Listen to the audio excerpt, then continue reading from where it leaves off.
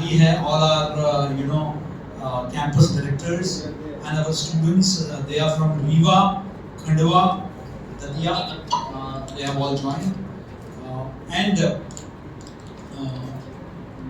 dear students, हम लोग लगातार यही कोशिश करते रहे हैं कि बाहर से जितने महत्वपूर्ण लोग जब भोपाल में आते हैं जो मीडिया से जुड़े हुए हों, उनको हम विश्वविद्यालय परिसर में लेकर आए आपके बीच में, ताकि वो अपना अनुभव साझा कर सकें। प्रोफेसर चौधरी इंदौर में स्टेट प्रेस क्लब ने जो 2 दिवसीय आयोजन किया था, उसके लिए आप आए थे, और आप शहर में जागरण लेक्सिक यूनिवर्सिटी, LNCT, सैम ग्लोबल, 3-4 विश्वविद्यालयों का लेक्चर टूर के लिए आप आए हुए हैं। तो हमने उनसे विशेष अनुरोध किया कि वो जब आए हैं तो थोड़ा समय हमारे विद्यार्थियों के, हमारे संकाय के साथ भी रहें और अपना अनुभव साझा करें। देखिए, उनका इतने अनुभव के बारे में डॉक्टर उर्वशी ने बताया है। देश के जो सबसे प्रतिष्ठित मीडिया संस्थाएं हैं, चाहे वो सिम्बायोसिस हो, एमिटी हो, पर्ल हो, आप उन सबसे जुड़े हैं और बड़े महत्वपूर्ण कैपेसिटी में। In fact he had established Pearl जैसे इंस्टीट्यूशन, सिम्बायोसिस जैसे इंस्टीट्यूशंस, और मीडिया एजुकेशन में आपकी अपनी पहचान बनी है। अभी आशीष जी जब मुझे वेलकम करने आए थे तो उन्होंने बताया गुजरात में उन्होंने काम किया है, और आप दोनों गुजरात से एक दूसरे को जानते हैं। तो इस तरीके से बहुत लंबा अनुभव उज्ज्वल जी का रहा है। और उज्ज्वल जी को तो मैं मार्को पोलो कहता हूँ, और कई लोग जब मुझसे कहते हैं कि सर आप इतना ट्रैवल करते हैं, मैंने कह दिया कि आप कभी उज्ज्वल जी की प्रोफाइल नहीं देखी। मैं तो कुछ भी नहीं करता कि ये आप जितना ट्रैवल करते हैं, आज ढाका में, कल काठमांडू में, कल कहीं और, इस तरीके से आप ट्रैवल करते हैं। पूरे देश में आपकी डिमांड है, आपको सुनने के लिए लोग जो है पूरे देश में जो है बहुत आतुर हैं आपको सुनने के लिए। और आपका बहुत, मैंने जैसे कहा, इंडस्ट्री और एकेडमी दोनों को साथ लेके आप चलते हैं। मैं जैसे आपको बता चुका हूँ उज्ज्वल जी, आप पहले भी इस विश्वविद्यालय में पधार चुके हैं। कुठियाला जी के शुरुआती दौर में आप एक बार आ चुके हैं यहाँ। आप ये विश्वविद्यालय एशिया का पहला और देश का सबसे बड़ा विश्वविद्यालय है। इस वर्ष हमारे पास 1 लाख से ऊपर छात्र हैं। हम देश के पहले विश्वविद्यालय जिन्होंने राष्ट्रीय शिक्षा नीति के अंतर्गत 7 नए पाठ्यक्रमों को शुरू किए हैं। हमने हाल ही में फिल्म पत्रकारिता, ग्रामीण पत्रकारिता में पाठ्यक्रम शुरू किए। एक फिल्म विभाग हमने नया स्थापित किया है। विचित्र भारतीय राष्ट्रीय फिल्म उत्सव यहाँ हुआ था। सो we are pioneers not just in media but also in computer education. We were the first to start bachelor in computer application in the whole country. आज देश में, प्रदेश में, खासकर मध्य प्रदेश में जो कंप्यूटर शिक्षा इतना व्यापक हुआ है, तो उसमें बड़ी भूमिका माखनलाल विश्वविद्यालय का। हमारे 1600 स्टडी सेंटर्स हैं और they are across the country, और 9 राज्यों में हमारे स्टडी सेंटर्स हैं और 4 कैंपसेस हैं। आज के परिस्थितियों में हम आपसे कुछ चीज़ों को समझना चाहते हैं, आपके लंबे अनुभव को देखते हुए, क्योंकि बड़ी संख्या में हमारे बीच में विद्यार्थी हैं। देखिए, पैंडेमिक के बाद एक बहुत बड़ा जॉब मार्केट पर प्रभाव पड़ा, और उसके चलते प्लेसमेंट्स कम हो गए हैं। उसके चलते प्लेसमेंट शायद सो कॉल्ड ट्रेडिशनल मीडिया में कम हो गए हैं। दूसरी तरफ एक अपॉर्चुनिटीज खुल भी गया है। पहली बार सरकार ने अपने केंद्रीय बजट में AVGC पर टास्क फोर्स बनाया है। पहली बार हमने जो है देखा कि डिजिटल यूनिवर्सिटी स्थापित की जा रही है। तो देश में एक नया एक अपॉर्चुनिटी भी खुल रहा है डिजिटल के उसमें। OTT प्लेटफॉर्म्स खुल गए हैं, पॉडकास्ट खुल गए हैं, शॉर्ट फिल्म्स। आप विस्लिंग वुड में सुभाष भाई साहब के साथ भी आप काम कर चुके हैं। तो मैं चाहता हूं कि पोस्ट पैंडेमिक ओवरव्यू क्या है, पोस्ट पैंडेमिक कैरियर सिनारियो का, क्योंकि ये सब अपने भविष्य को लेकर, क्योंकि हमने अपना जो प्लेसमेंट सेल है उसका नाम प्लेसमेंट एंड एंटरप्रेन्योरशिप सेल रखा है। क्योंकि we are also encouraging our students. और आपको पता है कि हम लोगों ने media and entertainment skills council के साथ एक MOU भी किया है हाल ही में। और जब मैं दिल्ली में अभी था तब फिर मैंने उस वक्त सोनी साहब के साथ जो है मेरी मीटिंग हुई है। और यूनिवर्सिटी में भी हम कुछ प्रोग्राम शुरू करने जा रहे हैं नेस के साथ मिलकर, job oriented programmes, vocational programmes. तो उसमें भी हम ABGC की तरफ देख रहे हैं। हम विजुअल अब जो मार्केट में जो डिमांड बढ़ती जा रही है उस दिशा में देख रहे हैं। तो इन सब सिनारियों के मद्देनजर मैं चाहता हूं कि आप किस तरीके से आज के मार्केट, जॉब मार्केट को देखते हैं, और एक चुनौतियां और दूसरे अपॉर्चुनिटीज, दोनों मैं चाहता हूं कि आप। बहुत धन्यवाद, बहुत ही welcoming and warm welcome I should say. काफ़ी यहाँ पे हमने नीचे से ऊपर तक बहुत अच्छा लग रहा है।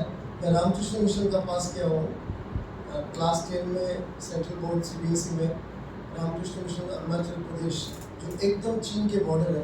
इनफैक्ट मेरा स्कूल 62 साल में साइनो इंडियन वॉर में चीन के अधीन में था मेरा स्कूल, वहाँ से पास किया और मैंने भारत में 9वां स्थान ग्रहण किया था। एंड मेरा जो कहना था कि वो जो बचपन में जो रामकृष्ण मिशन का ये फीलिंग, सेंस, वो कल्चर था, मुझे नीचे से लेकर ऊपर तक वो बहुत महसूस हुआ। वो महसूस हुआ जो यदि अप मार्केट कैंपसेस में वो नहीं होता। जिस तरह से हमने श्रद्धा के साथ जो सारे काम किए, बहुत अच्छा लगा। I must thank you for that. I wanted to tell at the very beginning this. Second, आपने कोरोना का प्रभाव के बारे में बताया। पहले नेगेटिव बात करते हैं। 11,000 नौकरियां गई मीडिया में। 11,000 jobs have been lost in organized media, both print and electronic together. I am not talking about online. Organized, well-known media जितने छोटे छोटे और भी गए होंगे जो हमें नहीं मालूम। जो एक सर्वे आया उसमें 11,000 नौकरियां गई है। ऑलमोस्ट सारे पूरे मीडिया वालों का सैलरी कटा है, और 4-5 जगह छोड़ के अभी भी कटा हुआ सैलरी बैक टू पुराने सैलरी में अभी भी नहीं आया। 4-5 मीडिया हाउस छोड़ के, और अधिक से अधिक अभी तक भी वो चल रहा है। किसी का 48 पेज का अखबार था, वो 32 पेज हो गया, 32 वाला 24 पेज हो गया। मैंने कंटेंट भी कटा, और बहुत ज़्यादा टेलीविजन में repetition of the same bulletin, same story पहले से भी ज़्यादा वो होने लगा था। इसमें बहुत सारे चीज़ अभी भी वही हालत में, तो नेगेटिव है, ये तो स्वाभाविक है। सेकेंड पॉइंट है, मालिकों का एक एटीट्यूड आ गया है। 1 लाख का सीनियर आदमी को नहीं रखकर 30,000 में 3 जूनियर जो डिजिटल समझता है उसको रखना फायदेमंद है। ये भी एक एटीट्यूड है कई जगहों में। एडवर्टाइजिंग की दुनिया में जबरदस्त कटौती हुई है। अभी भी टेलीविजन एडवर्टाइजिंग भारत में डोमिनेट कर रहे हैं, लेकिन प्रिंट में तो अच्छी कटौती हुई है। फेस्टिवल टाइम में प्रिंट में थोड़ा आगे बढ़ जाता है, फिर नीचे आ जाता है। इस मोमेंट में पैंडेमिक के पहले डिजिटल या ऑनलाइन एडवर्टाइजिंग इनकम 9%, अभी 19 से 20 के बीच में 19 पॉइंट समथिंग, यानी 5 रुपया में 1 रुपया डिजिटल मार्केटिंग, डिजिटल ब्रांडिंग से। दुनिया भर में पैंडेमिक के पहले 41 के करीब था डिजिटल मार्केटिंग ब्रांडिंग का इनकम, काफ़ी डोमिनेटिंग था। टेलीविजन फिर भी बढ़ा, लेकिन अब टेलीविजन दुनिया 2 नंबर में चला गया। 56% ऑनलाइन या डिजिटल इनकम है। अगर जहाँ से पैसा आता है फोकस वहीं पे होगा कोई भी मीडिया ओनर का। तो globally is the digital media which has come to dominate, not still in India, still television strong in India, लेकिन डिक्लाइन जबरदस्त, प्रिंट का डिक्लाइन जबरदस्त है। तो ये जो माहौल, दीज आर चैलेंजेस।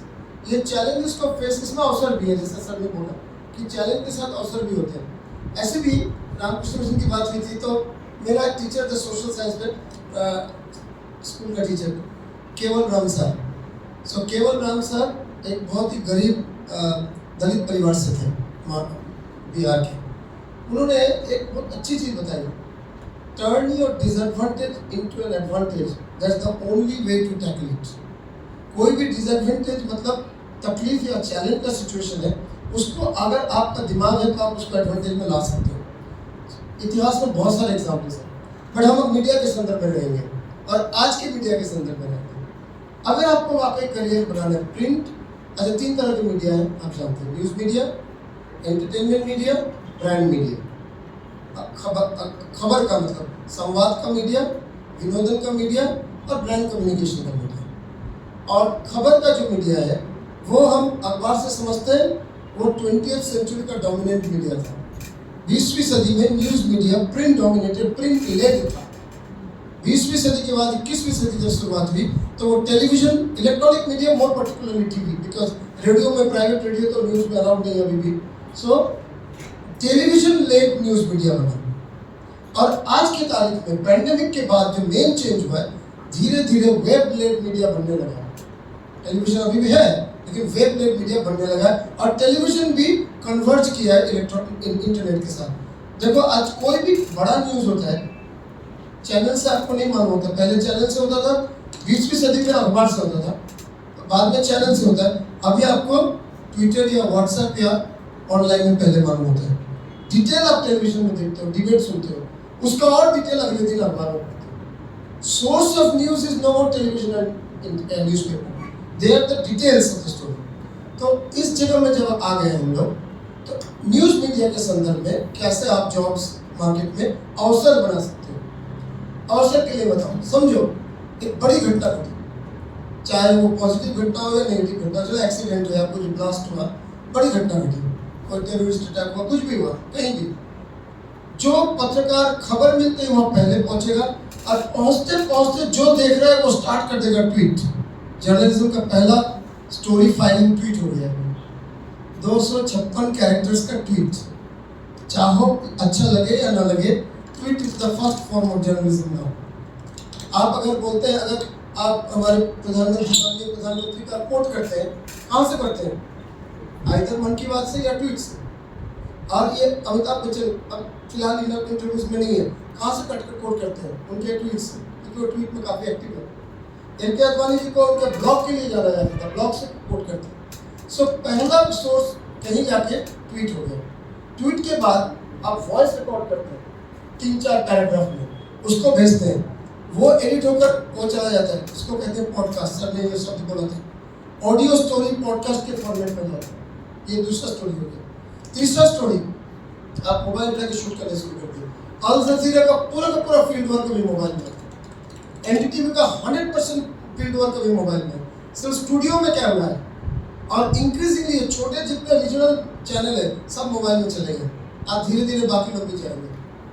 तो पॉइंट, मोबाइल से आप स्टोरी शूट कर लिया, मौजूद जिसको कहते हैं मोबाइल जर्नलिज्म, और उसको आप साथ साथ भेज दिया, आप उसको इजीली ऑनलाइन में भेज दिया। तो ये जो आपने ऑनलाइन में भेज दिया, ये भेजना थर्ड स्टोरी है। Tweet story, podcast story, online video story. फिर आपने 4-5 पैराग्राफ लिख के दिया, portal story, online portal story. फिर आपका किया हुआ शूट को डिजिटली अपने हेडक्वार्टर से भेज दिया, वो एडिट होकर स्टोरी बना, तो उसको बोलते हैं हम लोग टेलीविजन में पैकेज स्टोरी। तो अगला टीवी का पैकेज स्टोरी हुआ। उसके बाद आपका एनालिटिकल होगा, यानी स्टूडियो में 2 जन बैठेंगे वगैरह वगैरह, पैकेज दिखा के फिर डिस्कशन, तो वो डिस्कशन बेस्ड स्टोरी होगी। फिर आपने उसको 800-900 वर्ड में कॉम्पैक्ट एक लेख लिखकर अखबार में दिया, तो आपका वो प्रिंट स्टोरी हो गया अगले दिन के लिए। अब वो मामला अगर उसको बहुत बड़ा मामला है राष्ट्रीय स्तर पे, तो वीकली मैगजीन के लिए वो डीप डाइव 2000 वर्ड का डीप डाइव स्टोरी होगा। अब नया जर्नलिज्म ये है, 256 कैरेक्टर्स 5 मिनट के अंदर से लेकर 5 दिन के अंदर 2000 शब्द का स्टोरी। बीच में ऑडियो भी है, वीडियो भी है। Online audio, video and print, ये चारों का कन्वर्ज हो रहा है मीडिया स्किल्स में। ये जर्नलिज्म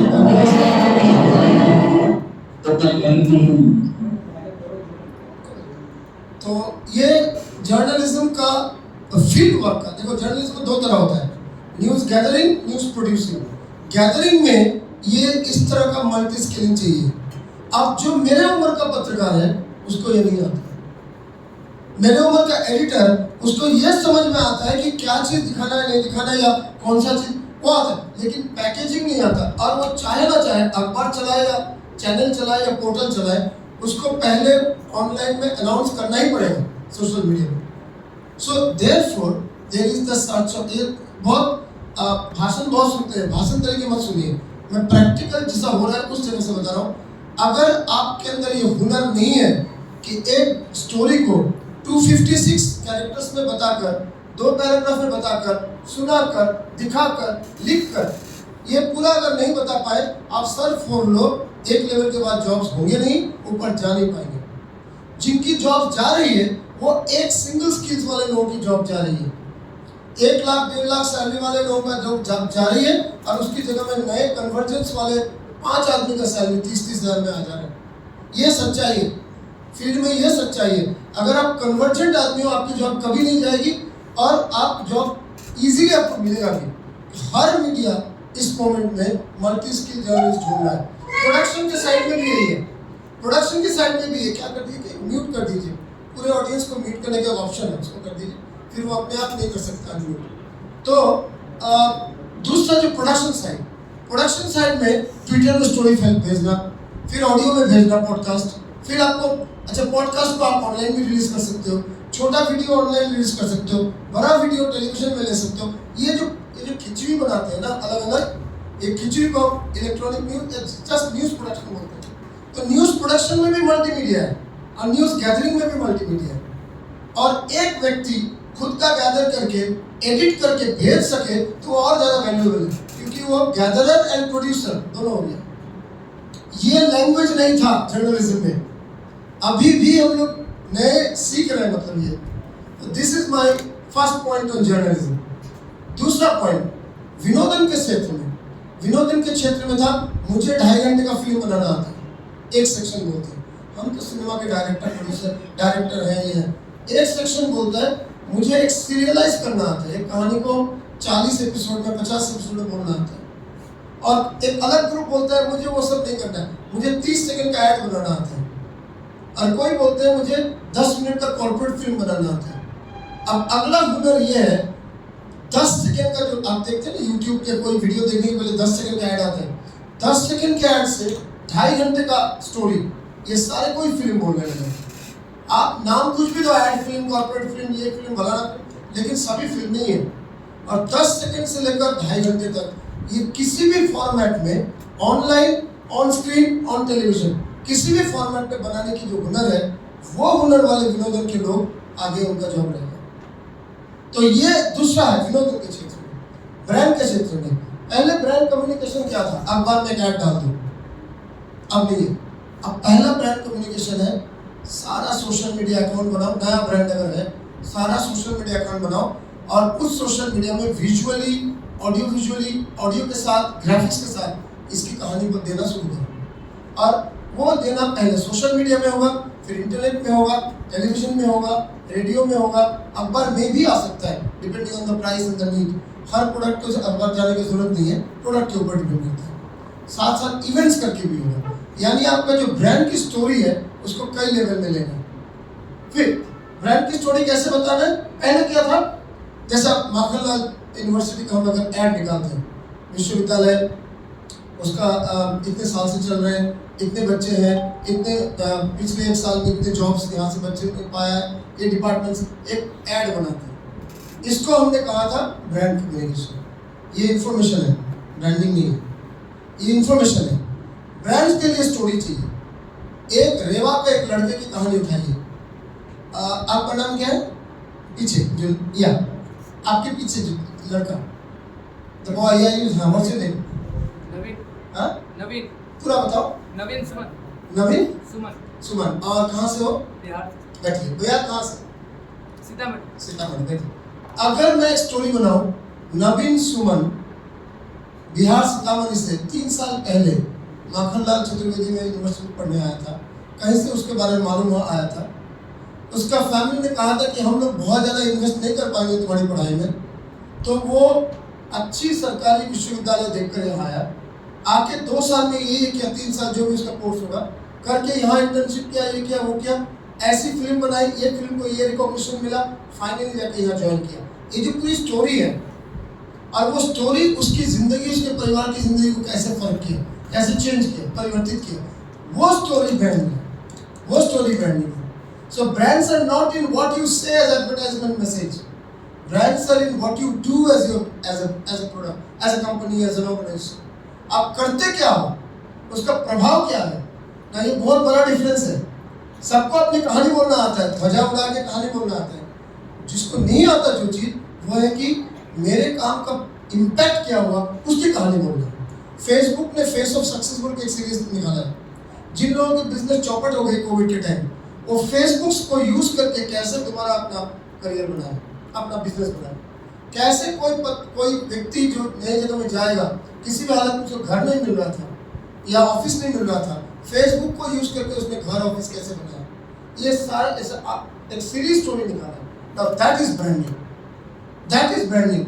एक ऐड देखते हो टेलीविजन में बाय चांस, जिसमें बताया जाता है हल्दी का क्या इम्यूनिटी गुण है, अदरक का क्या है, नींबू का क्या है, ऐसे 4-5 चीज बताया गया, स्पाइसेस, अलग अलग स्पाइसेस, 2 स्पाइस मिलाकर क्या कर सकते हो, इम्यूनिटी क्या होता है, सब बताने के बाद बोला ये सारे स्पाइसेस रिफाइंड हालत में, पैकेट के हालत में हमारे पास मिलेंगे। और हम कौन है? सनराइज मसाला। 3 मिनट की फिल्म है, 2 मिनट 45 सेकंड तक उसने इम्यूनिटी के बारे में बात की, केवल 10 सेकंड में वो सनराइज मसाला को। That is the new as branding. शुरू से ही सनराइज मसाले आपके लिए बहुत कुछ, ये जो होता था पहले का, वो कम्युनिकेशन अब धीरे धीरे खत्म हो गया, क्योंकि इतना ज्यादा क्लटर हो गया है ऐड का। रिकॉल के लिए आपको लोगो आता रहेगा कभी कभी, वो कोने में जिसको बोलते हैं एल बैंड का वैसे बोलते हैं, वो आता रहेगा, लेकिन रियल कम्युनिकेशन स्टोरी पे है।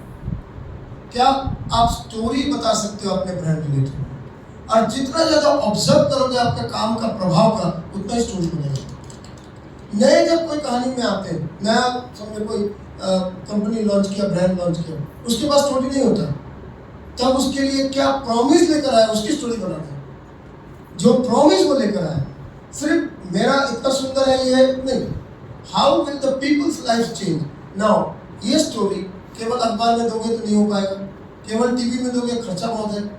तो ये स्टोरी ऑल मीडिया, आपके औकात मतलब बजट के हिसाब से, शुरू ऑनलाइन से हो सकता है, डिजिटल फर्स्ट, और डिजिटल में भी mobile first, mobile then digital, mobile भी एक डिजिटल है और इंटरनेट कंप्यूटर में भी एक डिजिटल है, then it comes to radio, television and print.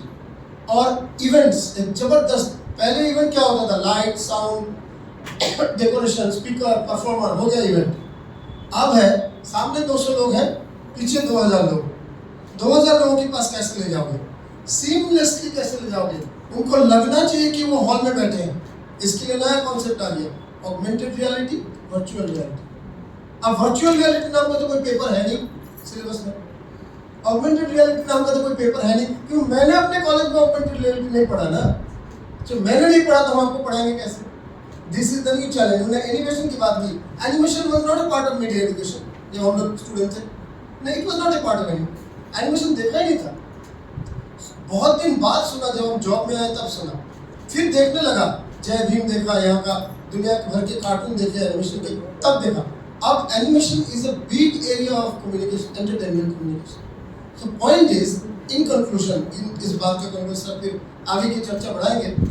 चाहे ब्रांड कम्युनिकेशन हो, विनोदन हो या जर्नलिज्म हो, मल्टी स्किल होना जरूरी है। पहला point, mobile first, digital next, electronic third, print last, but सब में स्किल्स चाहिए। एक कहानी को 256 कैरेक्टर्स में बताना, शब्द नहीं अक्षर, 256 अक्षरों में बताना, और एक कहानी को 2000 शब्दों में बताना, बीच में ऑडियो वीडियो भी आ गया, ये सारी एबिलिटी होना, that is the new age journalism, that is the new age Vinodan.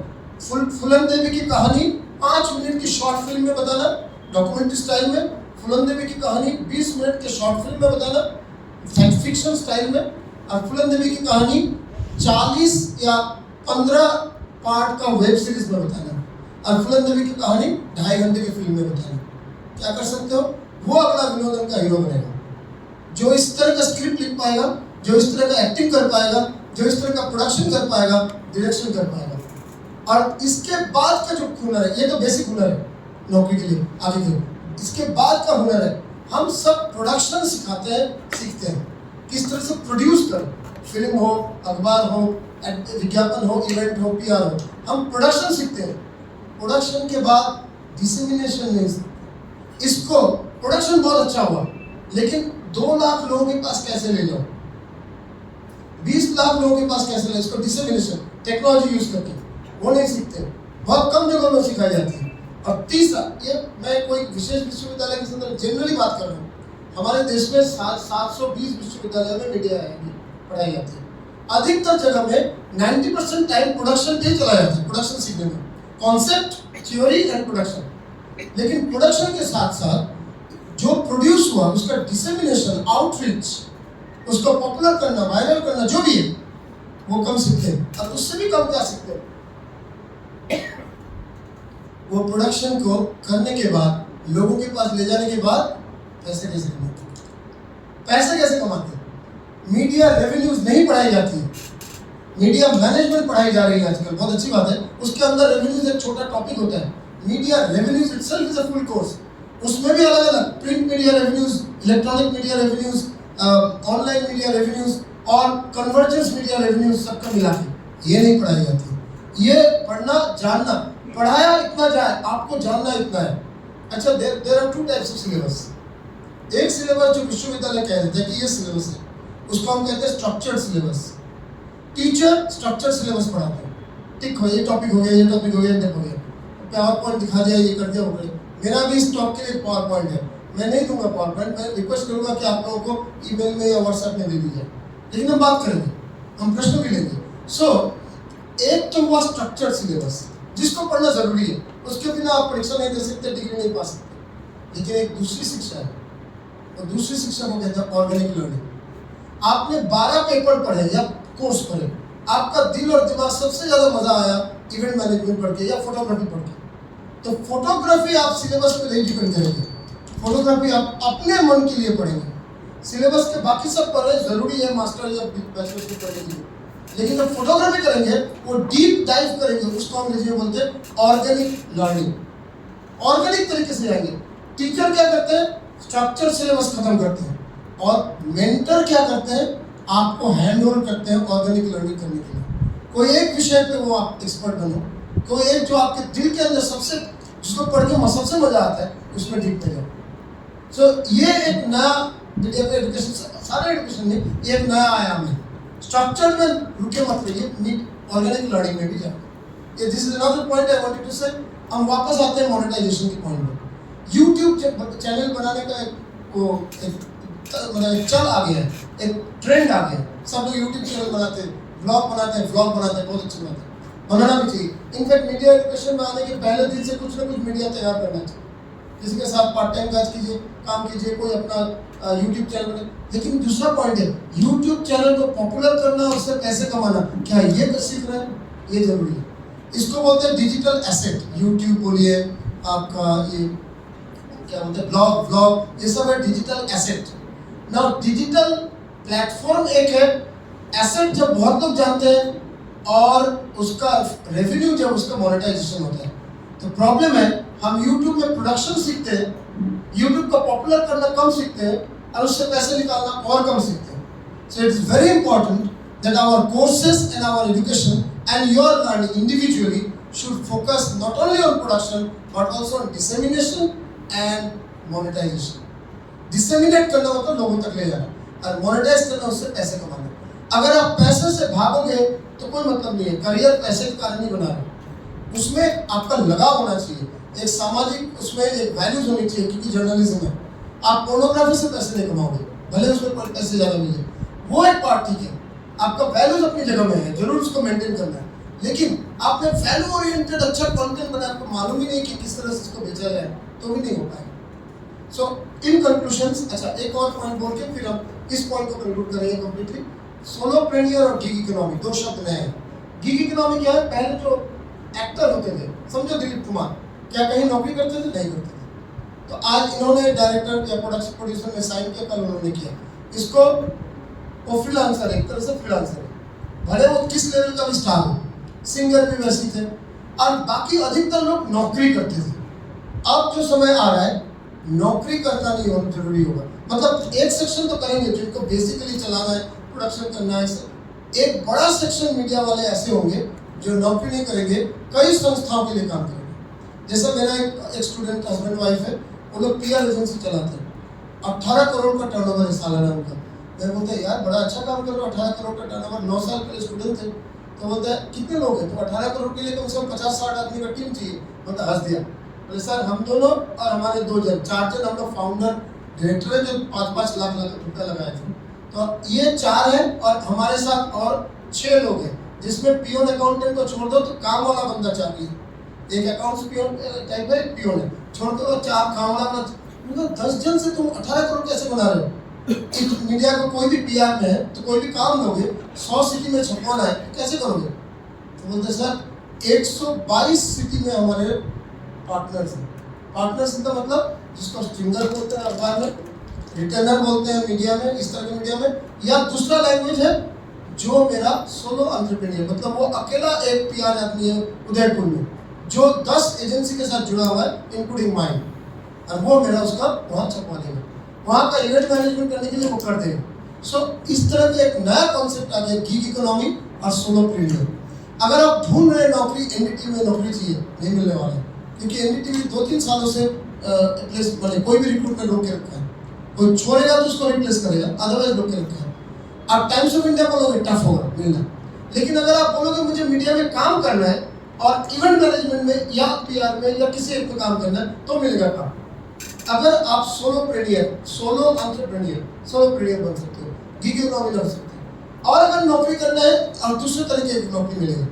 सारे कंपनी, सारे एनजीओ का एक अकाउंट्स ऑफिसर होता है, सब लोग जानते हैं, किसी भी संस्था का अकाउंट्स ऑफिसर। एक दूसरा होने लगा लीगल ऑफिसर, सब कानूनी मामला।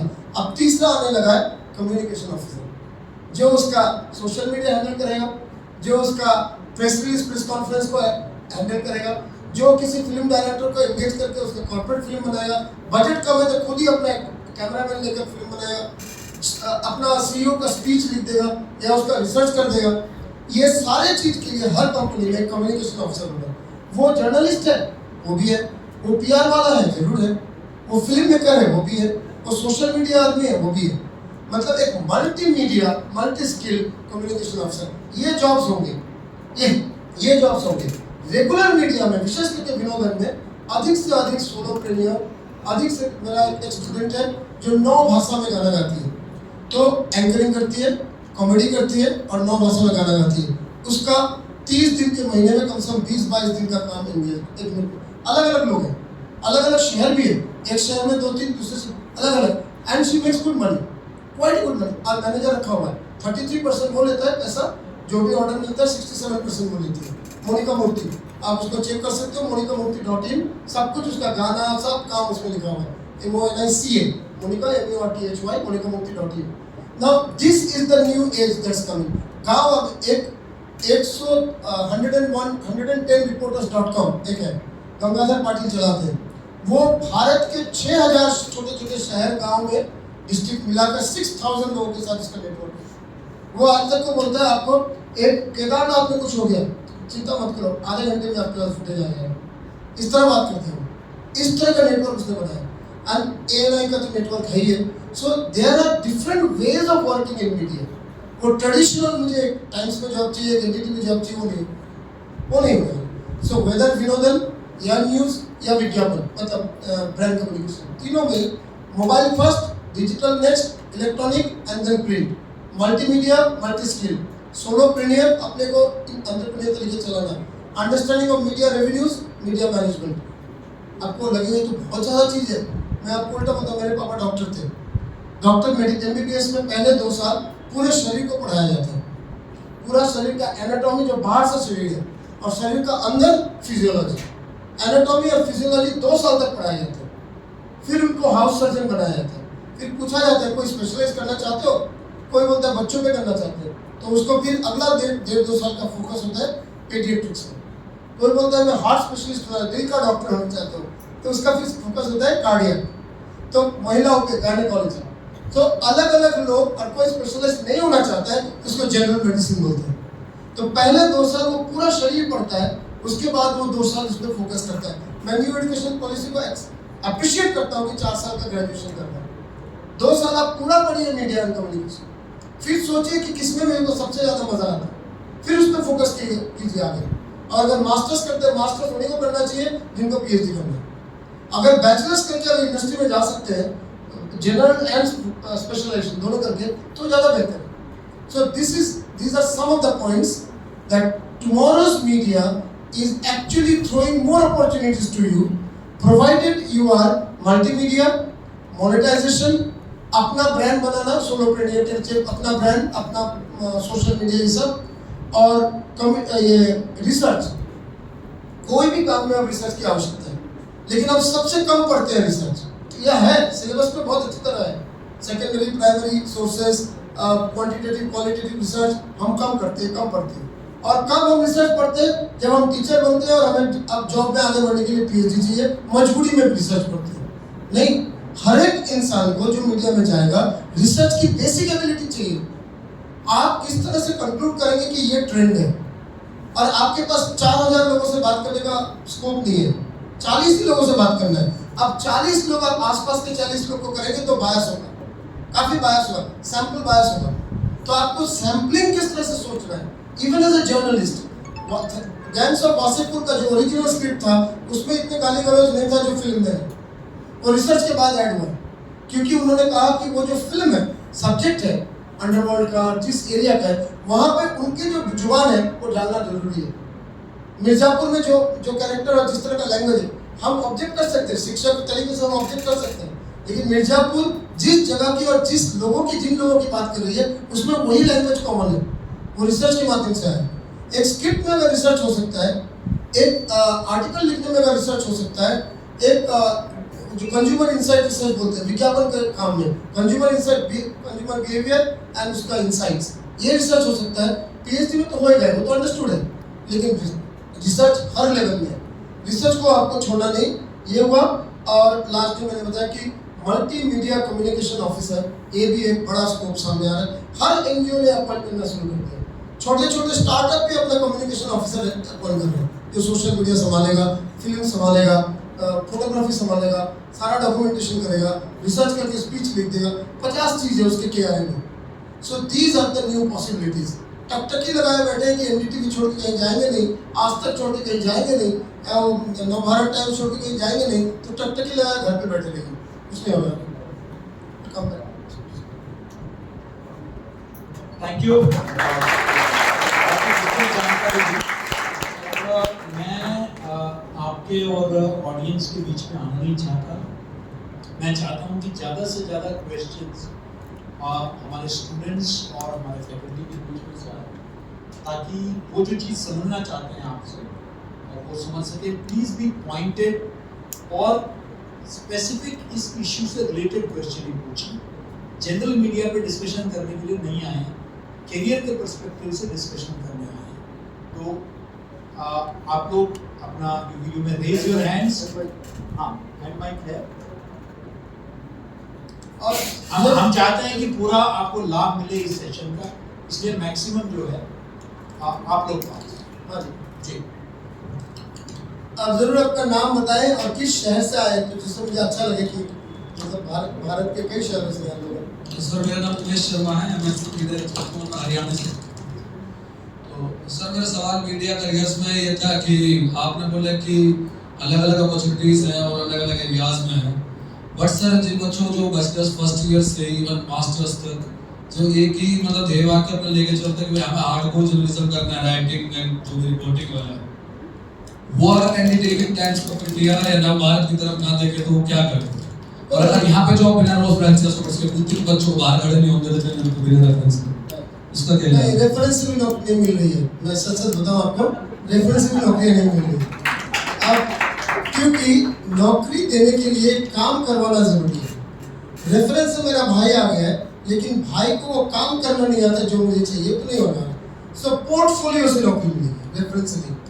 पोर्टफोलियो क्या प्रूव करेगा? अगर आप प्रूव कर सकते हो, पत्रकार इसलिए बता रहा हूँ, प्रूव कर सकते हो कि एक कहानी को आपने 256 वर्ड्स कैरेक्टर से लेकर 2000 वर्ड तक का स्टोरी बनाया, एक कहानी को 3 मिनट में बोलने से लेकर 30 मिनट का डॉक्यूमेंट्री बनाया, एक कहानी को 5 मिनट के ऑडियो में से लेकर एक फुल रेडियो फीचर बनाया, और इन चीजों को आपने सोशल मीडिया में डालकर उसको वायरल कुछ हद तक करवाया। ये प्रूव कर दो एक स्टोरी के लिए। मैं अभी बोलता हूँ, भारत के जो टॉप 15-20 मीडिया हाउस है उसमें बहुत लोग तैयार हो जाएंगे, लेकिन उनको यही सिखाना पड़ रहा है अभी वर्किंग पीपल को कि कैसे एक कहानी को मल्टीमीडिया तरीके छोटे से लेकर बड़े तक कैसे ले जाना है। ये अगर सीखो और इसका प्रूफ है, यानी आपका पोर्टफोलियो है, तो आपको इस काम में बहुत आसानी होगी। दूसरा पॉइंट है, वो लोग आजकल मल्टी स्किलिंग चाहते हैं। जैसा कम्युनिकेशन में एक होता है शब्द लिखने की क्षमता, दूसरा होता है पिक्चर विजुअल्स, पिक्चर के माध्यम से बोलने, पिक्चर स्पीक्स 1000 वर्ड्स कहा जाता है। तीसरा होता है ऑडियो, आपको दिख नहीं रहा है, सिर्फ आपकी आवाज़ सुन रही है, आप बोल कैसे रहे हो और उसका अप डाउन सब मिलाकर, तो वो एक तीसरा हुनर है। चौथा है वीडियो, दिखाकर, पिक्चर है स्टैटिक और एक moving image, still image, moving image.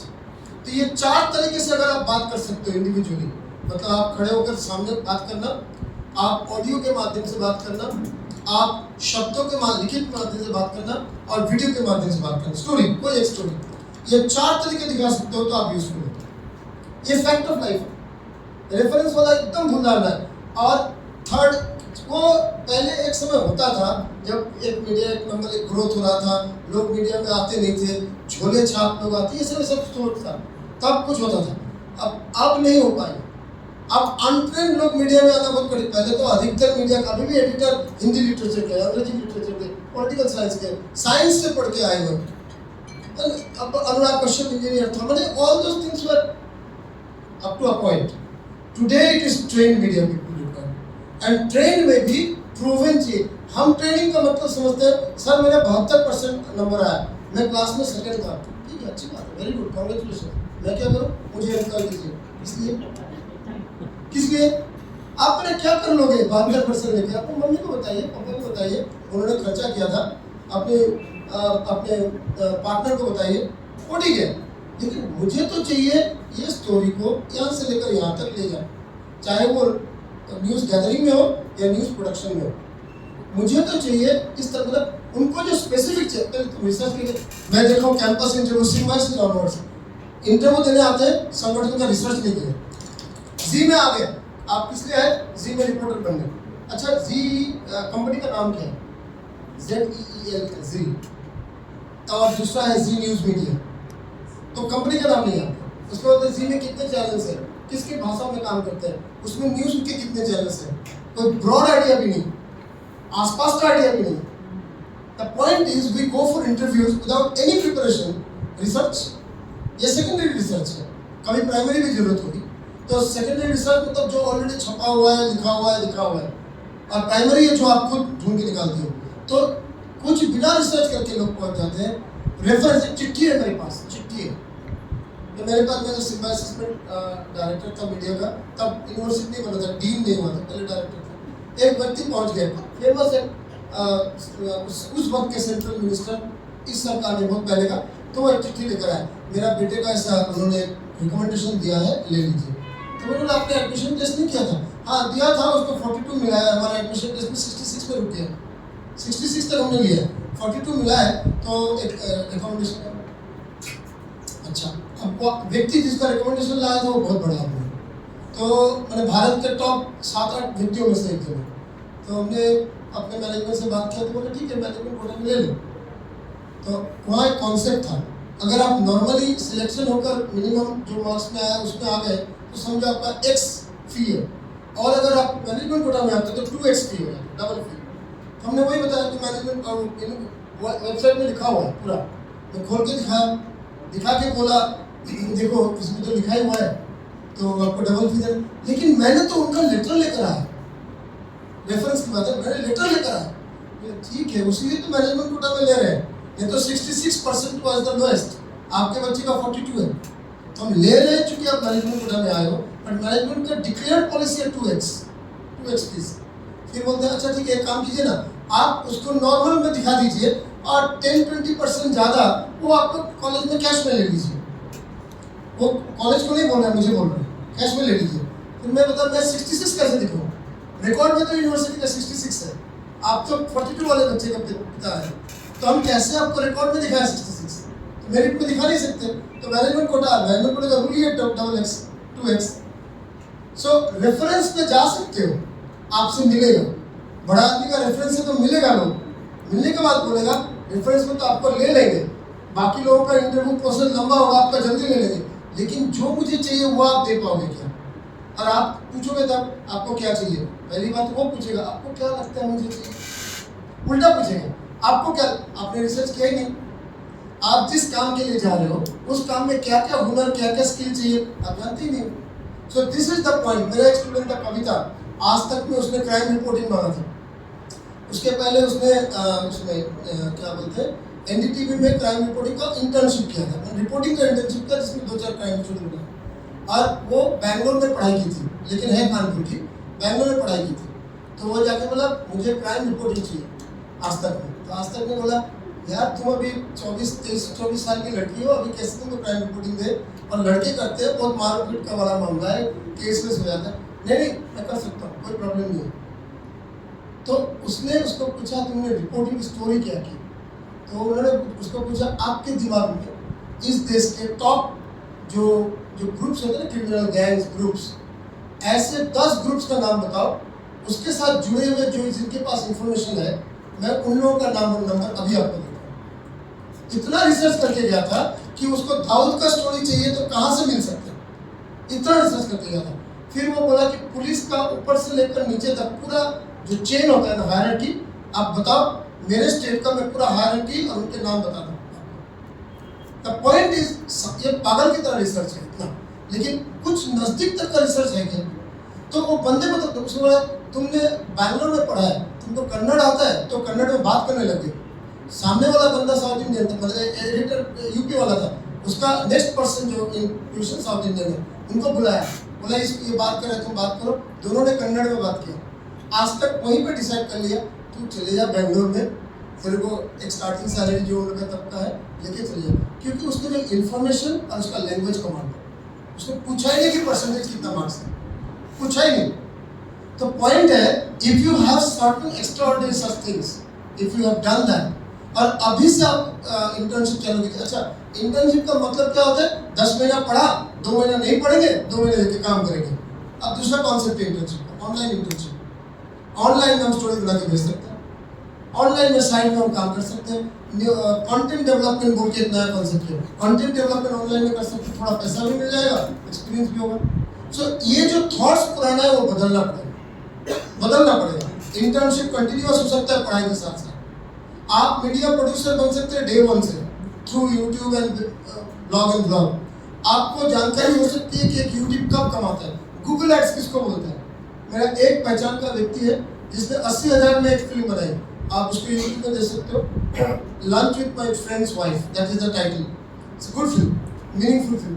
तो lunch with my friend's wife 7-8 साल पहले लगाया उसने यूट्यूब में, अभी तक कम से कम उसने 6 लाख के ऊपर कमा चुका है। 80,000 पर चल गया, 8 गुना कमा। सब एक 10 व्यूअर पे उसको 15 पैसे 10 पैसे करके मिलते हैं, और वो एक साल पे समा भोग के आता है उसके गूगल में अपना अकाउंट देना पड़ता है, वो अकाउंट में जमा करता है।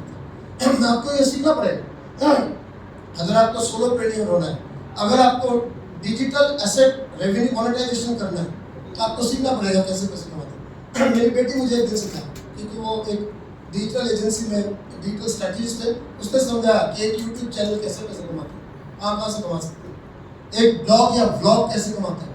सो these are the new techniques. हमारे ट्रेडिशनल मीडिया एजुकेशन में है नहीं, मानता हूँ 90% यूनिवर्सिटी में है नहीं, लेकिन कुछ इसका शुरुआत है, जैसा मीडिया मैनेजमेंट है। मीडिया मैनेजमेंट सीख जाओ, फिर आगे डीप डाइव करो। मीडिया मैनेजमेंट स्ट्रक्चर्ड सिलेबस है, वो मोनेटाइजेशन ऑर्गेनिक सिलेबस है। Deep dive. तो ये जानना, ये आपको करना पड़ेगा आज नए समय में।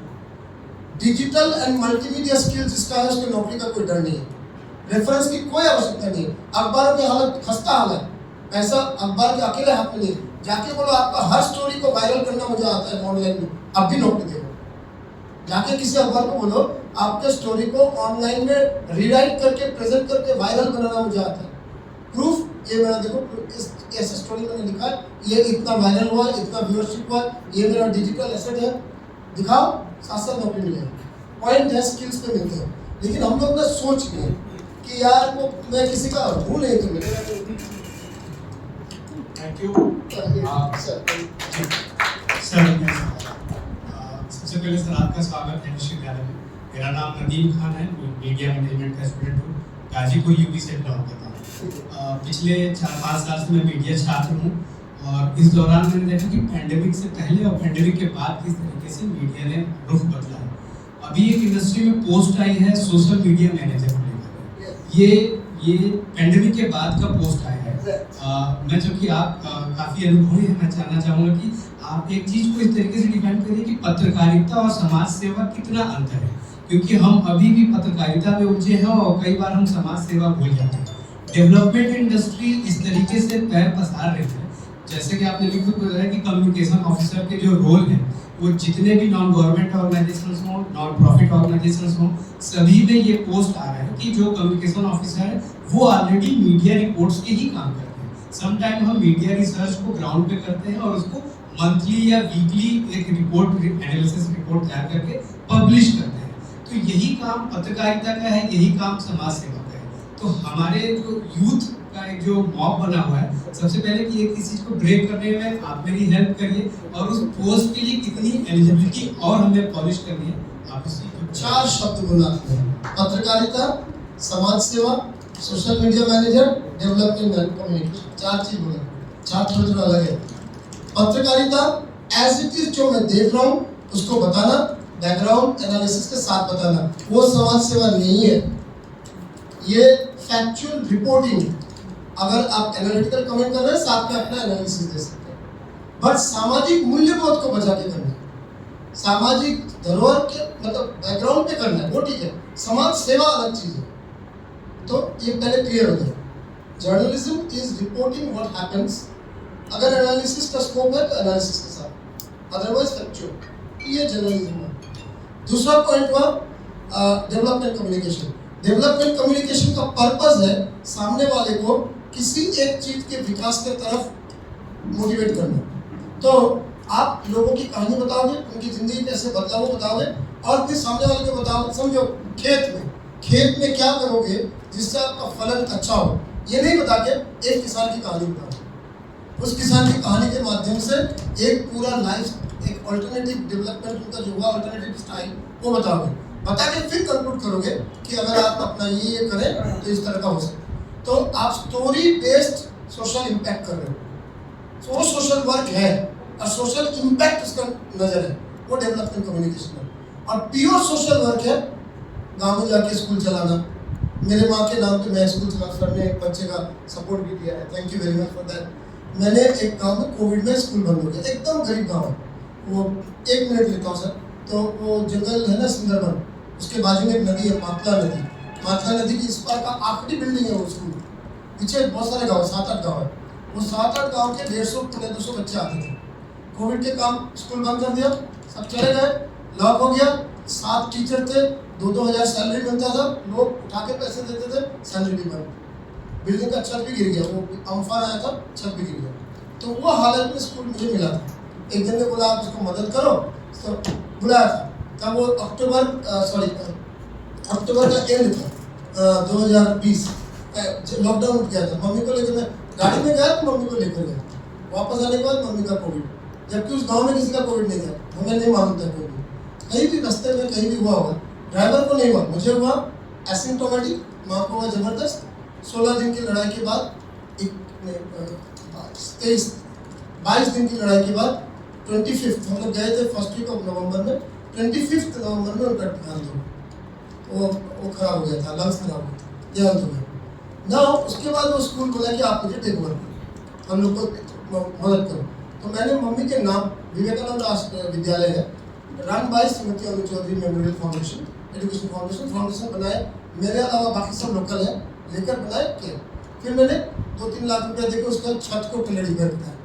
फिर इनके जैसे 100-150 दोस्त, कुछ एक स्टूडेंट्स, सबको रिक्वेस्ट की, एक बच्चे का 1 साल का खर्चा 7,500 आता है। उसमें एक टाइम का खाना है, 200 दिन का साल का, दो बार कपड़े हैं, किताब है और स्कूल के टीचर की फीस है। ये 2 इंफ्रास्ट्रक्चर लोग चंदा करके करेंगे, मैं भी दूंगा। और ये आपको अभी तक मुझे 170 बच्चों में से 112 बच्चे के पैसे मिल गए, बाकी मिलेंगे मुझे मालूम है, और टाइम लगता है, 2-3 महीने से 4-5 महीने से कर रहे हैं। तो ये मैंने क्या बोला, इसलिए ये समाज सेवा, ये समाज सेवा, ये जर्नलिज्म नहीं है, ये डेवलपमेंट कम्युनिकेशन भी नहीं है। समाज सेवा है जब समाज में एक इम्पैक्ट करने के लिए आप कोई भी किसी भी तरह का, स्कूल केवल नहीं, अलग अलग समाज सेवा हो सकता है। SHG ग्रुप्स को हेल्प करना, सेल्फ हेल्प ग्रुप्स, महिलाओं के जो छोटी मंडली बनाकर काम करते हैं उन्हें जाके ट्रेन करना, उनको हेल्प करना बिना पैसा लिए, इसलिए भी पैसे नहीं मिल रहे, वो एक समाज सेवा है।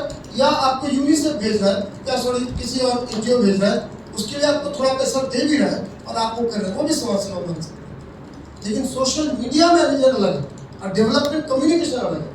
डेवलपमेंट कम्युनिकेशन मीडिया के सारे जो आयाम है उसको अप्लाई करके, टूल्स प्रोसेस अप्लाई करके सोशल इम्पैक्ट के लिए आप स्टोरीज निकाल के लाके लोगों को बताते हैं, online offline on ground video audio सब तरह से। और सोशल मीडिया मैनेजर है कि जो लोग सोशल मीडिया यूज करते हैं, फेसबुक की तरह दुनिया में फेसबुक यूज करने वाले थर्ड हाईएस्ट पॉपुलेशन कंट्री होगा, चाइना इंडिया के बाद फेसबुक अभी है, बहुत जल्दी वो इंडियन पॉपुलेशन क्रॉस कर जाएगा, 135 करोड़ क्रॉस कर जाएगा।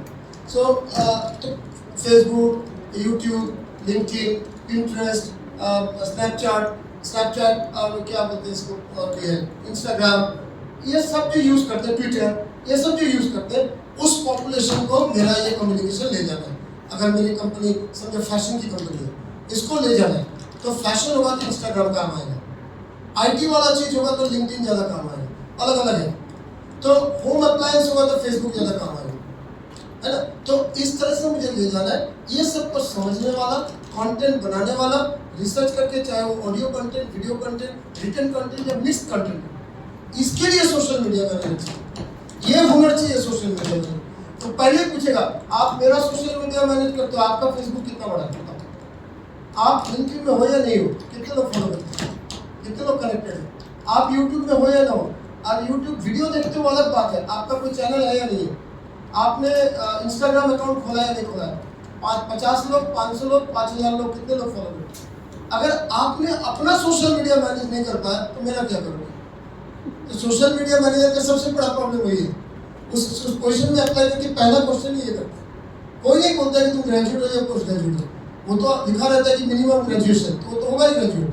पहला प्रश्न करता है आपने सोशल मीडिया खुद क्या है। तो ये अब 4 अलग अलग क्लियर हो गए, चारों का मतलब, उस हिसाब से आपको स्किल सेट करना है। Next question. हाँ जी, lady it's good that ladies are ladies should ask questions. Hello sir, my name is Shailja Tripathi and I'm from Prayagraj, Uttar Pradesh. And sir, I have been keenly observing the marketing campaigns of companies like Zomato and Amul, and they are being very humanistic in terms of their brand tone and brand voice. So most of the people are jumping into brand communication just because they find it witty. But I see that it's basically more of psychological aspect rather than technical. So people from technical background, they are also doing it. People from creative background, they are also doing it. But somehow they are missing the psychological aspect, which is missing in marketing today. So I want you to put more light on the psychological aspect in brand communication. एक minute, आप नौकरी मिला, 5 साल बाद, अब 3 साल में, अब 5 साल नहीं चाहिए, 2 साल में आपको गाड़ी खरीदना है और गाड़ी का कम्युनिकेशन आपके पास हो रहा है, 3 जन कम्युनिकेट कर रहे हैं, आप आर्ट्स बैकग्राउंड के हो, समझ लो। एक कम्युनिकेट कर रहा है मेरे कितने फीचर्स हैं, कार्बोजेट है, ये है, वो है, टेक्निकल बता रहा है। एक बता रहा है इसमें बैठ के लगेगा आप मक्खन की तरह से, मतलब मैंने रास्ते में चल रहे हो। एक बता रहा है इसमें बैठोगे तो इसका कोई भी सामने से एक्सीडेंट होगा तो इसमें ये इस तरह के बेनिफिट है जिससे एक्सीडेंट नहीं होगा। फिर एक दिन बता रहा है इसमें आप पेरेंट्स को लेकर घूमने निकलोगे, बाजार करके वापस आए तो पेरेंट्स बोलेंगे एक बार और घूमने ले जाओ ना, तेरी गाड़ी बड़ी अच्छी है। ये 4 कम्युनिकेशन है। फर्स्ट लुक में कौन सा कम्युनिकेशन आपको सबसे ज़्यादा इफेक्ट करेगा, सबसे ज़्यादा इम्पैक्ट कौन सा कम्युनिकेशन है? Sir, the 4th one, because as I said, it has Exactly. humanistic The point is, people do not look into features necessarily while buying. They look into the emotional connect with the product. Emotional connect. अच्छा, सौंदर्य साबुन कौन सा है? अच्छा, और beauty soap English में बोलते हैं तब किस कौन सा याद आता है? Lux, lux. White, milky white बोलते तो क्या याद आता है? डव। लेमन फ्रेश बोलते तो क्या याद आता है? लिरिल। आप बताओ, लिरिल। अच्छा, हेल्दी सोप बोलेंगे तो लाइफ बॉय, हाइजीनिक सोप बोले तो डेटॉल, ठीक है ना। सारे साबुन का 6 घंटे तक बॉडी फ्रेश रखने का एकमात्र काम है और कुछ काम नहीं है, और कुछ काम नहीं है। लेकिन आपके दिमाग में फ्रेशनेस के साथ लिरिल का पोजीशनिंग हो गया, इसको बोलते हैं पोजीशनिंग। तो आपके दिमाग में अलग अलग इमोशनल पोजीशनिंग हो गया और आपका आप ब्यूटी और लक्स इतना जम गया है, शाहरुख खान ने जब लक्स का एडवर्टाइजमेंट किया, बम कर दिया उसको, लाखों रुपए खर्च करके ऐड बनाया गया, उसको 6 दिन के अंदर वापस ले लिया गया। लेकिन हेमा मालिनी उसके भी आगे, परवीन बाबी उस समय से लेकर आज तक, आलिया भट्ट तक लक्स का कैंपेन करते हैं, क्योंकि वो ब्यूटी के साथ जुड़ा हुआ है। एक महिला देखा जिसने लाइफ बॉय का कैंपेन किया? कोई लेडी मॉडल कभी नहीं देखा।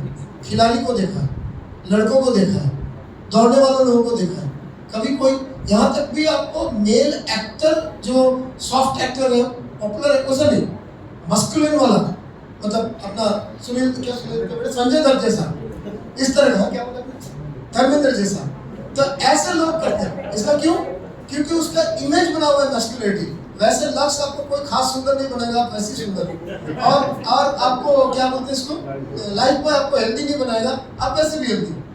पॉइंट है, ये जो पोजीशनिंग है, ये कम्युनिकेशन तैयार करती है। तो इसलिए कंज्यूमर बिहेवियर रिसर्च और उसका रिजल्ट कंज्यूमर इंसाइट्स, और उस इंसाइट के बेसिस पे स्लोगन या पोजीशनिंग ये बनाए।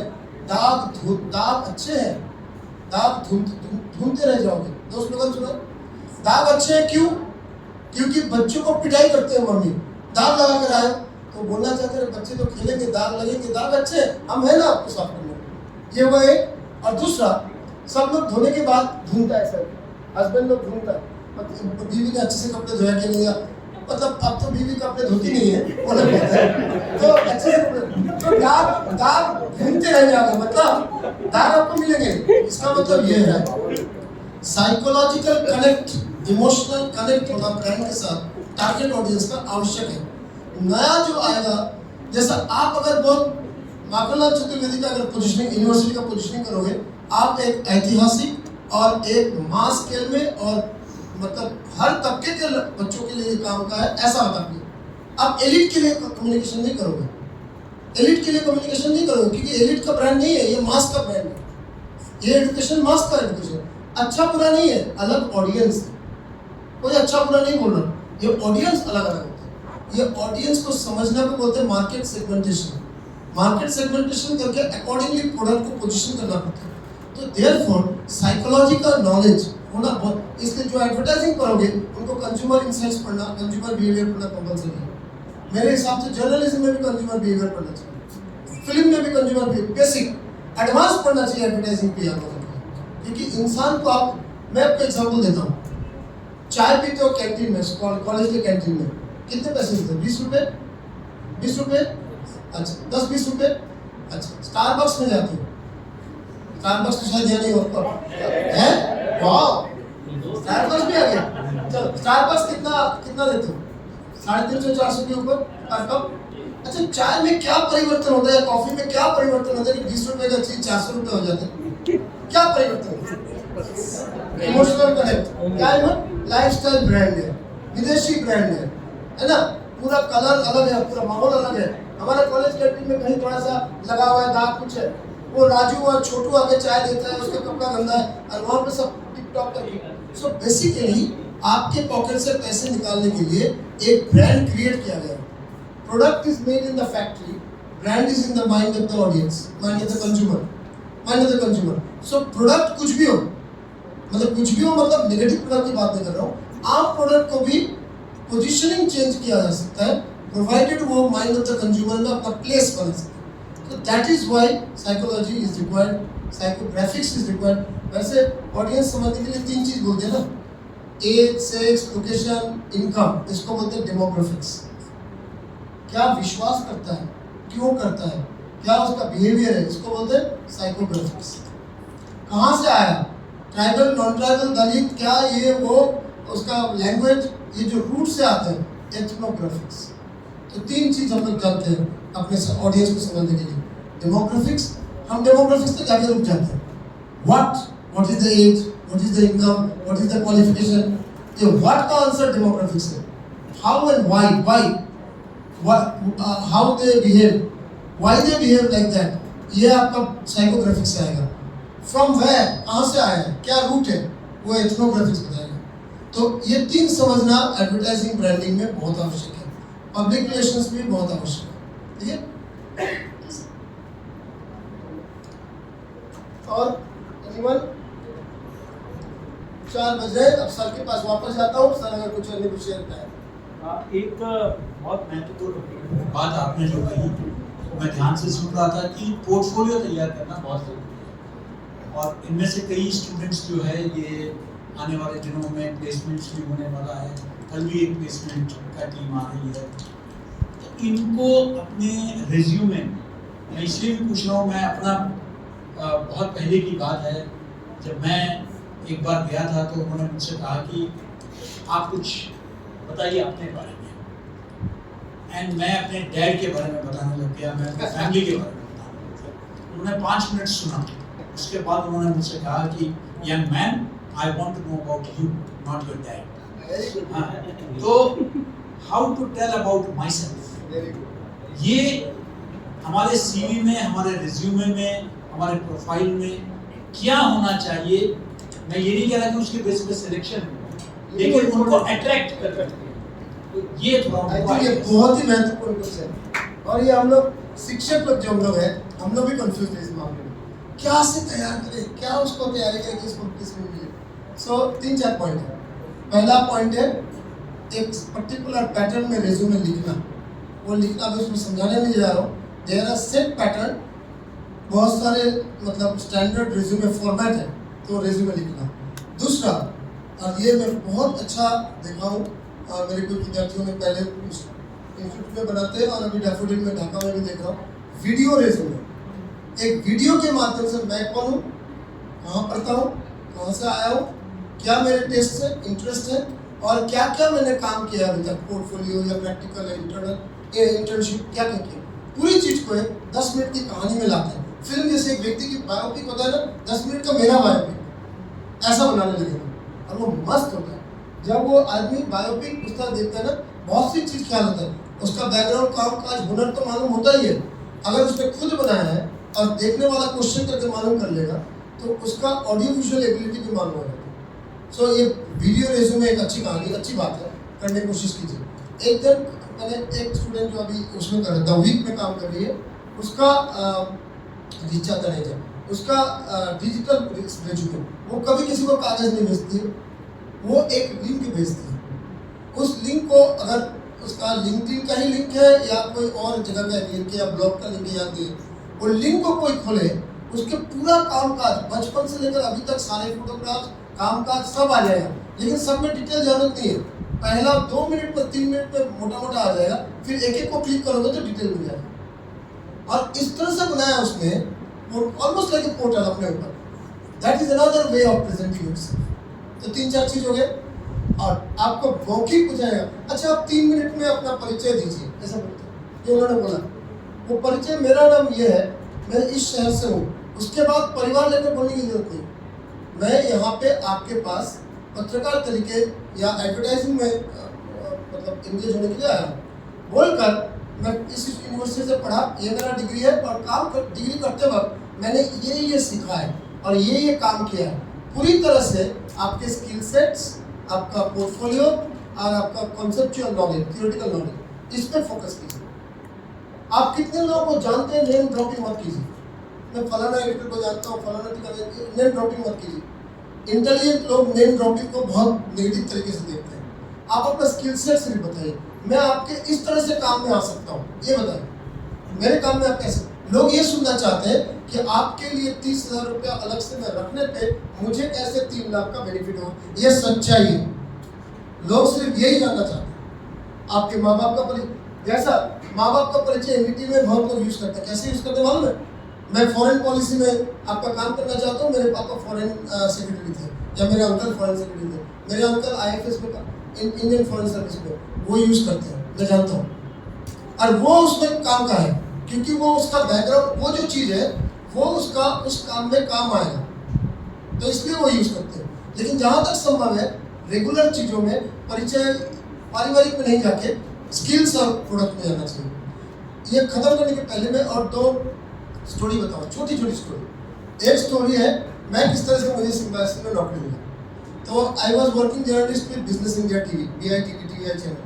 तो TVI चैनल बिजनेस इंडिया डामाडोल चल रहा था वगैरह वगैरह, आपको सब कहानी मालूम होगा बिजनेस इंडिया का। तो हमने अप्लाई करना शुरू किया, तो लोगों ने बोला यार कॉलेजेस में भी अप्लाई कर दो। उसको मैंने 1998 की बात है, 24 साल पहले। तो 97 में था, 98 तो मैं ज्वाइन किया, तो अप्लाई किया। उसमें एक आया था छोटा सा एक टाइम्स ऑफ इंडिया में छोटा blog, wanted director for Symbiosis job media and communication, ये urgently and minimum qualification post graduation, ये लिखा हुआ था, कुछ नहीं था, और नंबर ईमेल ऐसा होती है।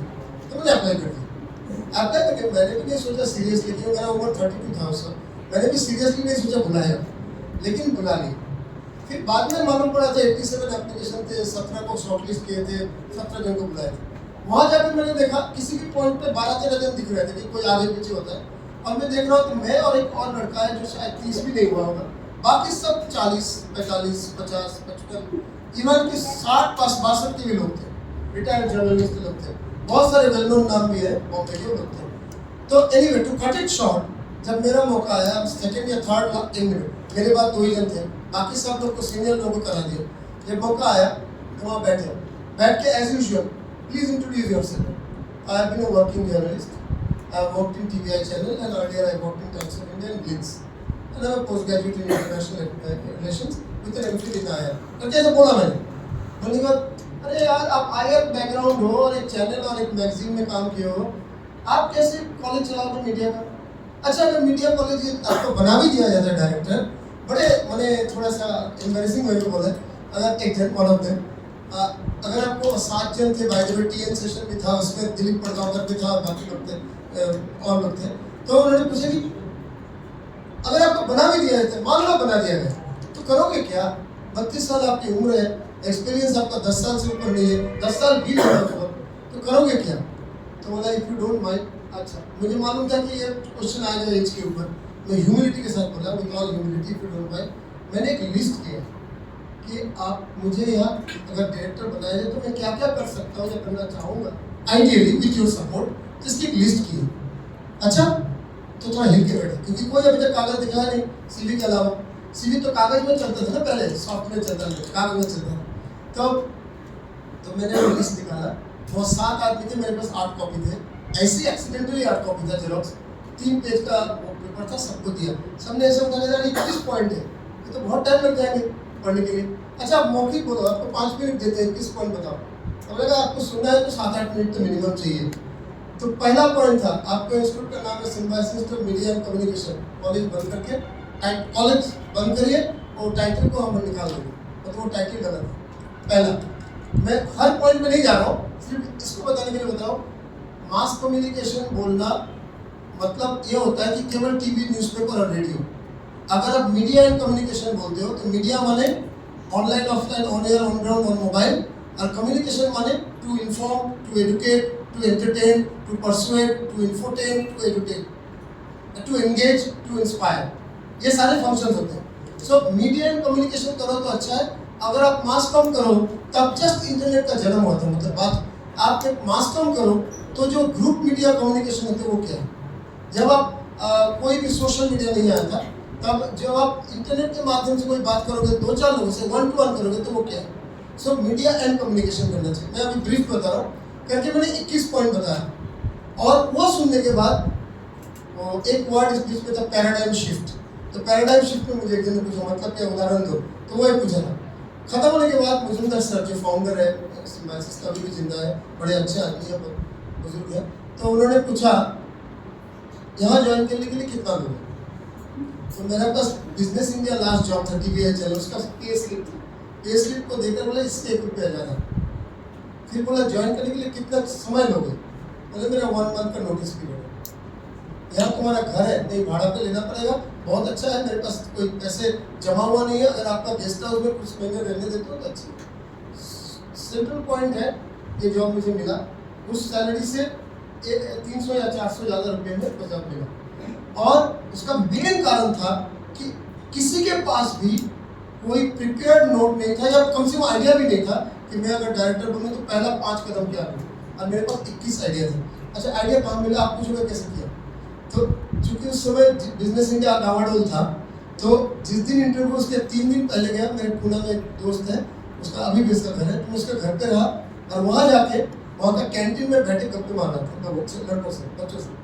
तो स्टूडेंट लोग वहाँ बैठ के वो एजुकेशन चल रहा था। एक बुजुर्ग प्रोफेसर थे, पहले डायरेक्टर, प्रोफेसर नहीं, वो दूरदर्शन के रिटायर्ड व्यक्ति थे, वो वहाँ पे हेड थे। उन्होंने रिजाइन करके चला गया, स्टूडेंट का एक वो हुआ था, प्रोटेस्ट होने के कारण चला गया। तो बच्चे वो सब डिस्कस करते थे। फिर मैंने बोला अच्छा, मैं तो चाह रहा था मेरी बहन को यहाँ भर्ती करो। नहीं कभी नहीं, यहाँ मत भर्ती कीजिए, बोलने लगे। मुझे क्या प्रॉब्लम है तुम लोगों को, कोई प्लेसमेंट नहीं है, कोई ये नहीं है। तो वो 3 दिन में मैंने इतने सारे बातें सुने और सब कुछ मैंने पहले तो सामने नोट नहीं कर सकते, वापस जाके उन सब पॉइंट्स का अगर तोड़ निकालना है तो क्या करना चाहिए। तो प्लेसमेंट का तोड़ क्या है, एकेडमिक्स में तोड़ क्या है, टीचर्स का तोड़, अब मैं डिटेल में नहीं जाऊँ, बहुत हो गया डिटेल।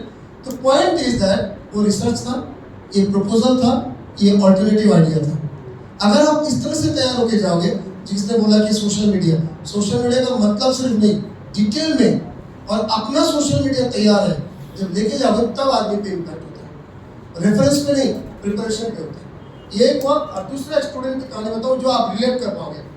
अर्नब कांति मिश्रा एक हमारा स्टूडेंट है, बड़ा धार्मिक लड़का है, पूजा पाठ करता है अभी भी, मतलब जब वो सिम्बासिस में था तभी पूजा पाठ करता था, और ग्रेवियर मिस्टर इंडिया में टॉप 6 में आया था, बहुत स्मार्ट लड़का है।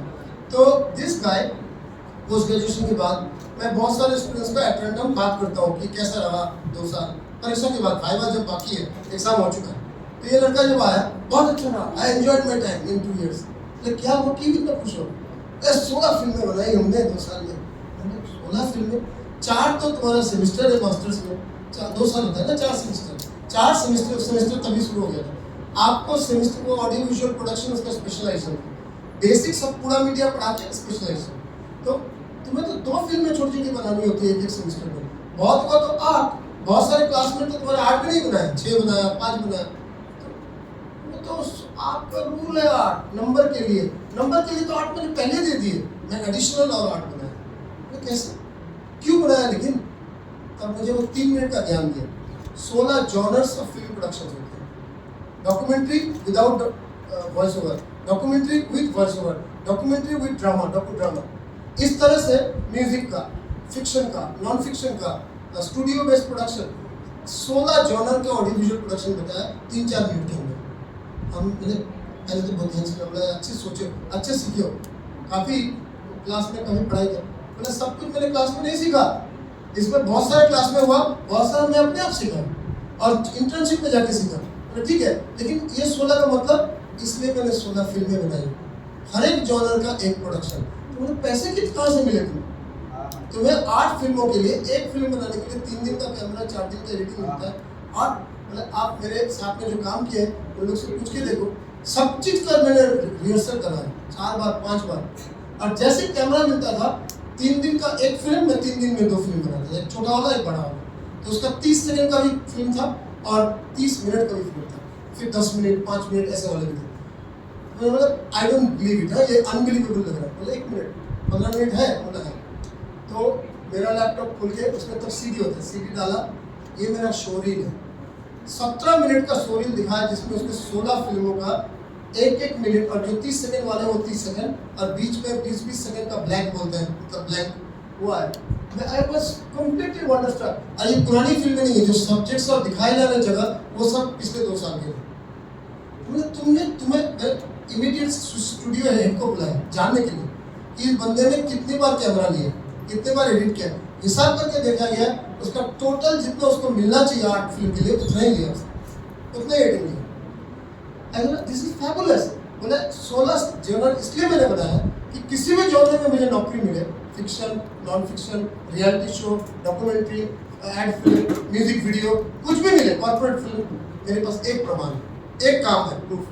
अच्छा बुरा जो भी है, रीजनेबली अच्छा था, एक्स्ट्राऑर्डिनरी नहीं, सब कुछ।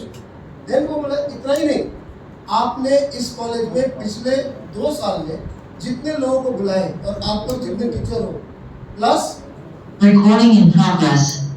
और हमें एंड में रिकॉर्ड या जहाँ पे मैंने इंटर्नशिप में गया, 2 जगह गया, सब लोगों का मेरे पास डेटा है। फिर उसने एक्सेल शीट दिखाया लैपटॉप में, इधर सीरियल नंबर है, इधर व्यक्तियों का नाम है, इधर ईमेल आईडी है, फोन नंबर है, और उसके बाद वो व्यक्ति का पोजीशन, किस ऑर्गेनाइजेशन, आखिरी कब बात हुई और क्या बात हुई। जिसमें वो मेरे साथ जो बात किया आखिरी वो भी लिखा हुआ है।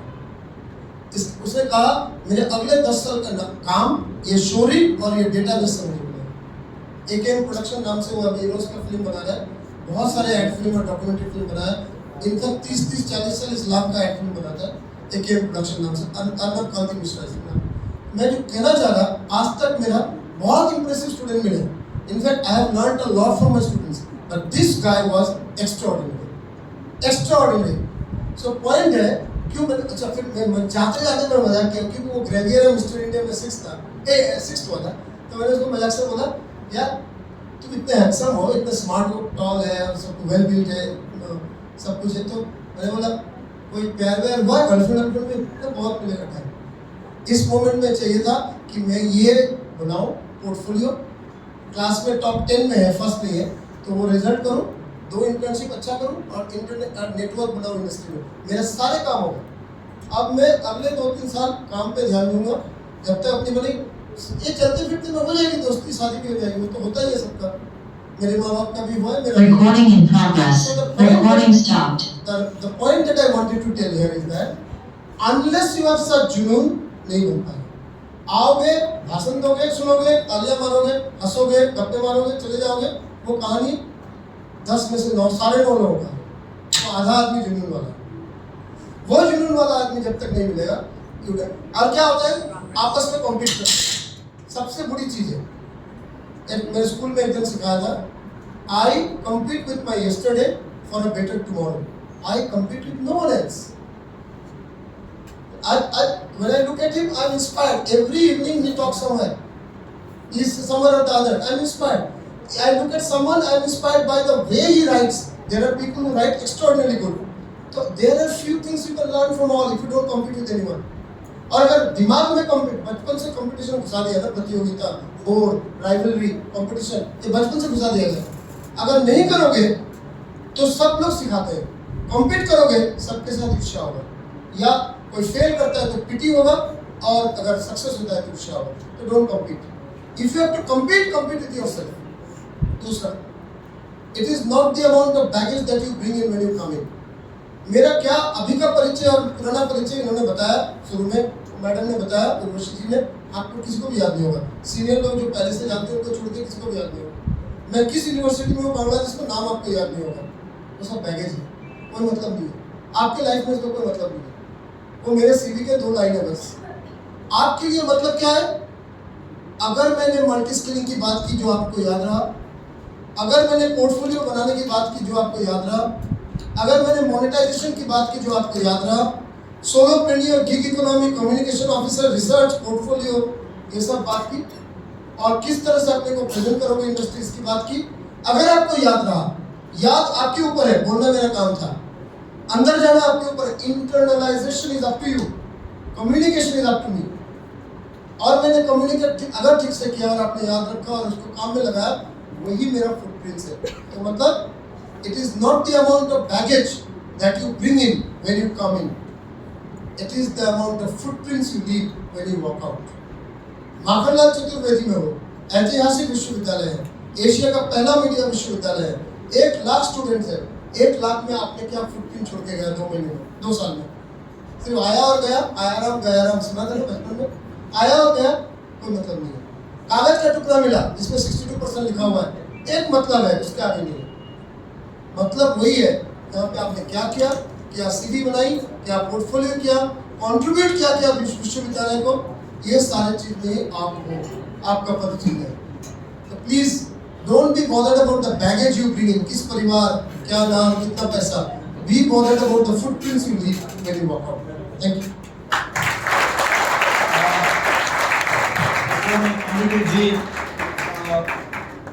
Anybody from the campuses, Surya Prakash ji, Sandeep Bhatt ji, आप में से किसी भी परिसर से अगर कोई सवाल है तो अंकित, फेसबुक लाइव में कोई क्वेश्चन आ रहा है क्या? सर, सेशन बहुत अच्छा रहा और किसी तरह की कोई सवाल भी आ नहीं है, सर ने सारी जिज्ञासा दूर कर दी है। तो सर का आभार युवा परिषद की तरफ से। धन्यवाद। आप क्योंकि हमारे यहाँ कुछ हमारे HODs एंड फैकल्टी मेंबर्स भी हैं, तो एक सवाल उनसे जुड़ा हुआ मैं आपसे पूछना चाहता हूँ। आप जीमेक 2 मिनट में बंद होगा। हाँ जीमेक के सेक्रेटरी भी हैं आप। ये जीमेक जो है कॉन्सेप्ट तो उर्वशी ने बताया, हमारे यूनिवर्सिटी ने भी 4 सेशन अभी तक किए हैं। डॉक्टर उर्वशी ने किया है एक सेशन, डॉक्टर शशिकला ने एक सेशन किया है, मोनिका जी ने किया है, और कमिंग वीक में प्रोफेसर अविनाश वाजपेयी एक सेशन कर रहे हैं।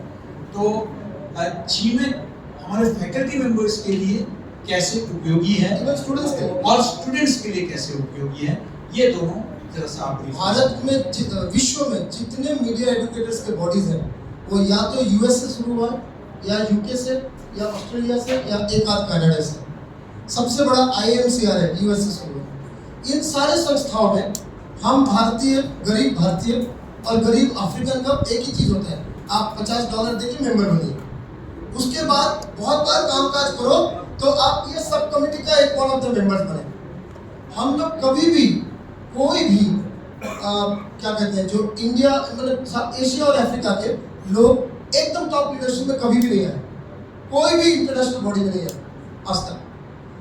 कहीं कहीं मैंने देखा एक आध नाम जो इंडियन नाम है। एग्जाम्पल तरीके लेता हूँ, बहुत अच्छे टीचर है, उनका नाम लेता हूँ जतिन श्रीवास्तव, बहुत अच्छे टीचर है। तो उनका तब फिर जब खबर लिया तो मुझे मालूम पड़ा उन्हीं प्रोफेसर एशिया अफ्रीका के ऊपर गए जो पढ़ाते हैं अभी यूएस में, कनाडा में।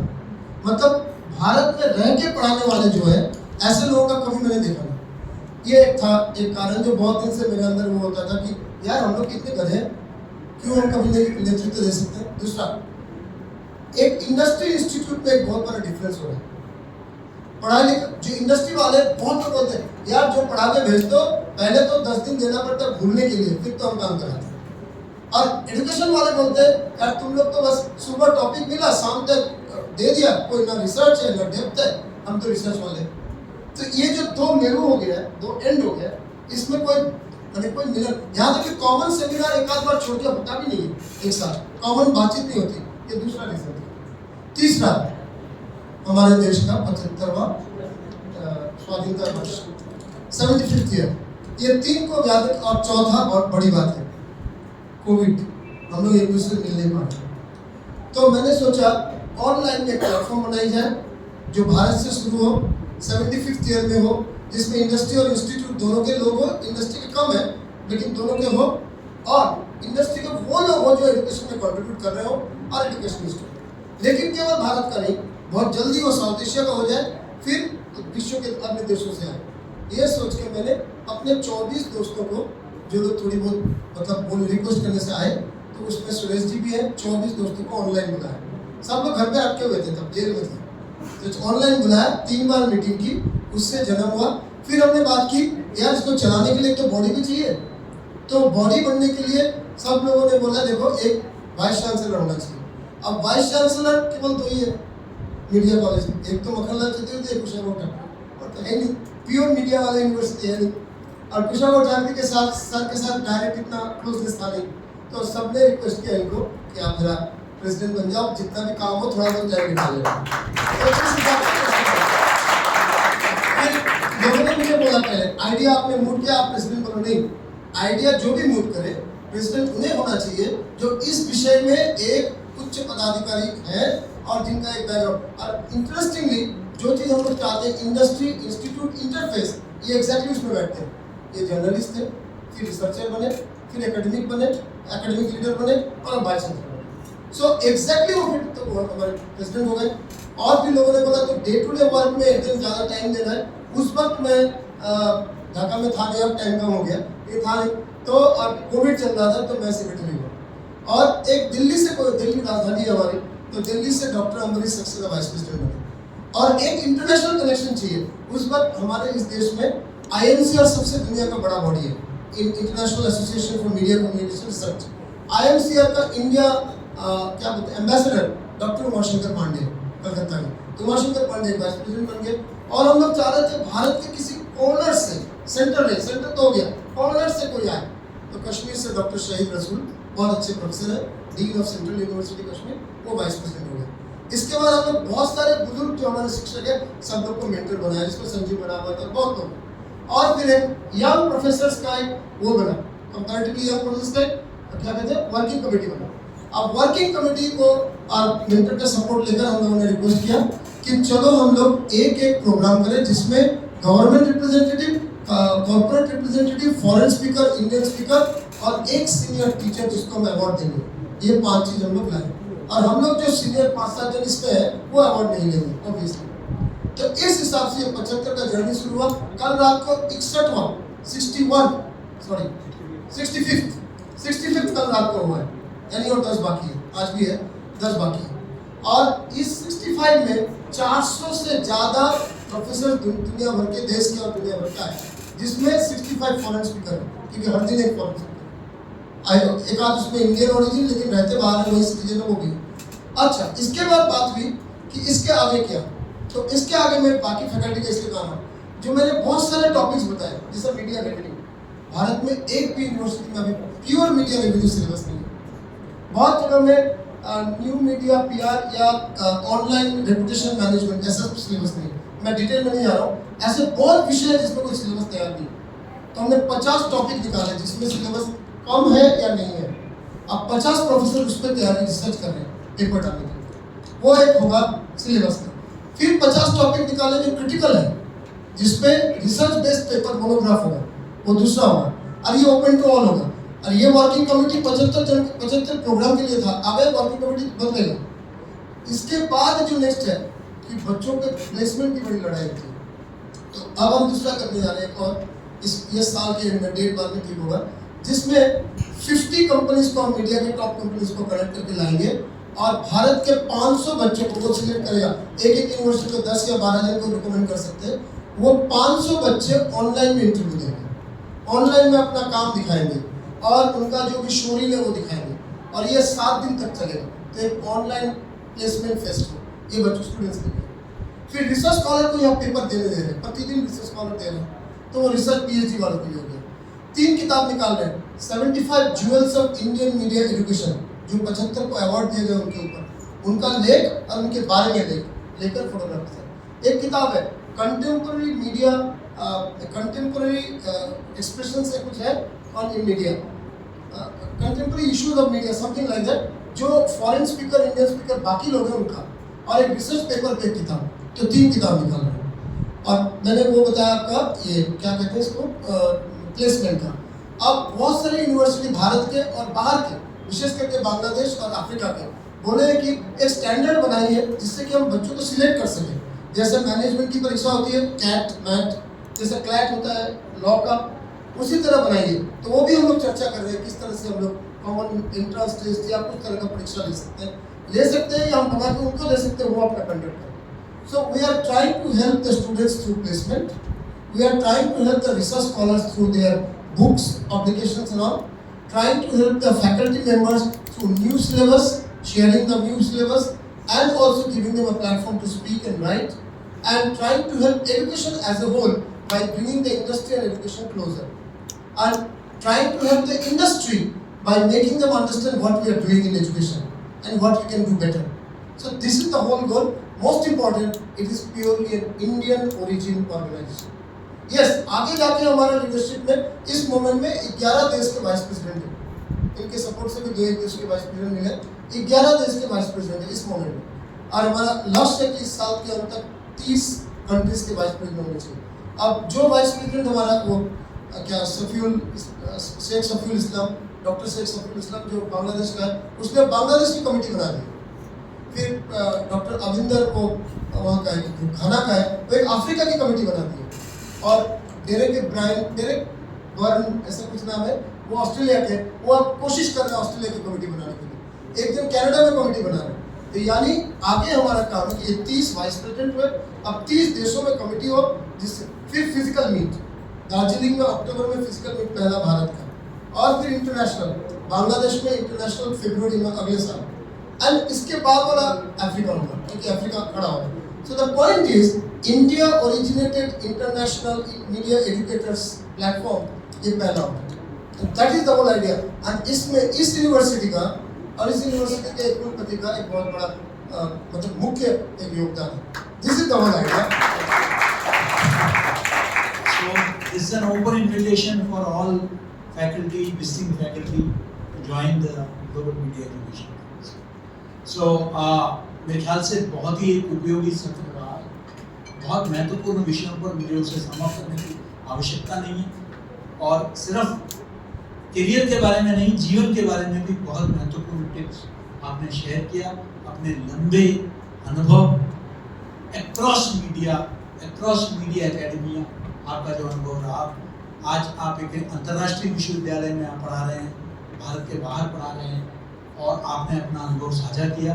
मुझे विश्वास है कि विशेषकर जो युवा पीढ़ी है आपको इसका ज़रूर लाभ मिला होगा और मैं आपको इतना ही कहूँगा। और वैसे भी प्रोफेसर उज्ज्वल का हमारे विश्वविद्यालय में कई BOS के नाते, एक्सटर्नल एक्सपर्ट के नाते हमारा एक संबंध हमेशा रहा है और आगे भी आप भोपाल भी आप आते रहेंगे और इसी तरह अपना सहयोग देते रहेंगे, मुझे पूरा विश्वास है। मैं पूरे विश्वविद्यालय परिवार की ओर से आपको जो है धन्यवाद देना चाहूँगा और फॉर्मल